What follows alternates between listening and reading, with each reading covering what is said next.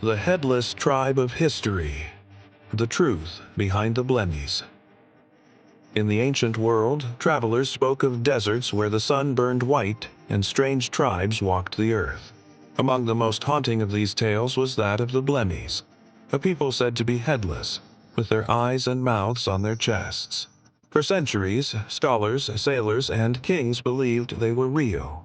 But behind this myth hides a surprising truth. Like and subscribe at Yahweh Stories 004. The name Blemmyes actually belonged to a real tribe that lived in the lowlands of Nubia, what's now southern Egypt and northern Sudan. Archaeologists have uncovered inscriptions proving they existed from around the 3rd century BCE to the 8th century CE. They fought Roman forces, traded along the Red Sea, and were part of the ancient Beja people. Yet, as their name traveled north through rumor and retelling, it began to twist into legend. The first known description of headless men comes from Herodotus around 440 BCE. Writing about the far-off lands of Libya, he mentioned strange races, men with no heads, their eyes on their chests, and giant serpents living among them. Later, Pliny the Elder, in his Natural History, 77 CE, repeated these rumors, saying that in parts of Africa lived a race without heads, whose eyes and mouths are on their breasts. For generations, this single line became proof that such creatures walked the earth.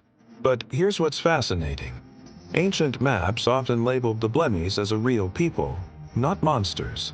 Strabo, a geographer of the 1st century CE, wrote that they lived along the Nile and near the Red Sea, right where archaeology confirms they actually were. The confusion likely came from misunderstanding local descriptions, artistic exaggeration, and oral myths that grew each time they were retold. By the Middle Ages, the story had mutated. Medieval books like the Travels of Sir John Mandeville, 14th century, claimed that these headless beings roamed the edges of the known world. Now not in Africa, but on mysterious islands in Asia. European mapmakers eagerly painted them on the edges of parchment globes, labeling them Blemmyes, or Headless Indians. They became symbols of the world's distant wonders, and warnings of how far the human form could stray from normal. When the age of exploration dawned, the myth refused to die. Even Sir Walter Raleigh wrote in 1596 that in South America, the natives spoke of the Iwe, a tribe of people with eyes in their shoulders and mouths in their chests. To Raleigh's readers, it felt like proof that the Blemmyes had simply moved across the sea. But no bones, skulls, or authentic accounts were ever found. Modern historians now see the myth as a fusion of truth and imagination.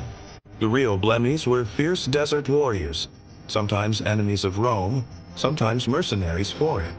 Their cultural identity, tattoos, and posture in battle may have inspired travelers' tales that exaggerated what they saw. Combine that with poor translation, the Greek word for short-necked could easily become headless, and the birth of the legend becomes clear. Yet the idea of headless men stuck in the human mind. Medieval artists carved them into cathedrals. Renaissance scholars cataloged them beside cyclopes and dog-headed tribes. Even today, so-called photographs circulate online, showing supposed Blemmyes preserved or discovered in deserts. But every one of those images is fake. Clever Photoshop, old museum hoaxes, or miscaptioned skeletons.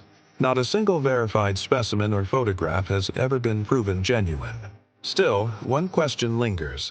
Why did ancient writers describe them in such detail? Some believe it was ancient propaganda, a way to dehumanize enemies in distant lands. Others think it was metaphor, symbolizing people who lacked reason, or saw through their hearts. And a few modern theorists suggest an even stranger possibility, that ancient people might have misinterpreted something they truly couldn't explain.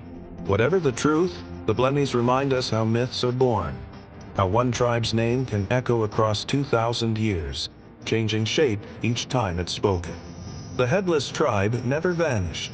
It simply moved from maps to minds, from parchment to pixels. So next time you see an ancient drawing of a man with eyes in his chest, remember, it might just be a distorted echo of real history.